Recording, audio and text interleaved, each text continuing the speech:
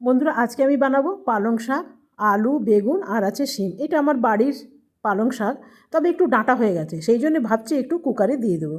তেলের মধ্যে দিয়ে দিলাম একটু পাঁচফোড়ন আর দিয়ে দিলাম একটা শুকনো লঙ্কা।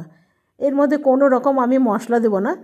আপনাদের যদি পছন্দ লাগে তাহলে আপনারা মশলা দিতে পারেন, তাহলে আমি বিনা মশলাতেই করি, তাহলে শাকের খুব ভালো টেস্ট পাওয়া যায়।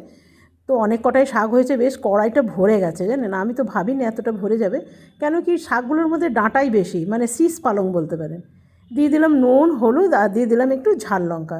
এখন নাড়াচাড়া যাবে না, আমি ভাবছি একটা দিয়ে দেবো কভার, একটুখানি কমে যাক।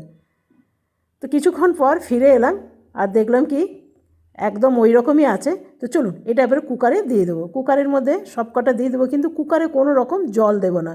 শাকের থেকে যে জলটা বেরোবে সেটা দিয়েই আমার শাকটা সেদ্ধ হয়ে যাবে। তো দেখুন শাকটা আমার হয়ে গেছে। এরপরে এটাকে নামিয়ে নেবো। আমি এইরকম একটু ঝোল ঝোল রাখবো, যাতে ভাত দিয়ে খেতে ভালো লাগে। তবে আমার কাছে বড়ি নেই, আপনাদের কাছে থাকলে অবশ্যই দেবেন, বেশ ভালো লাগে।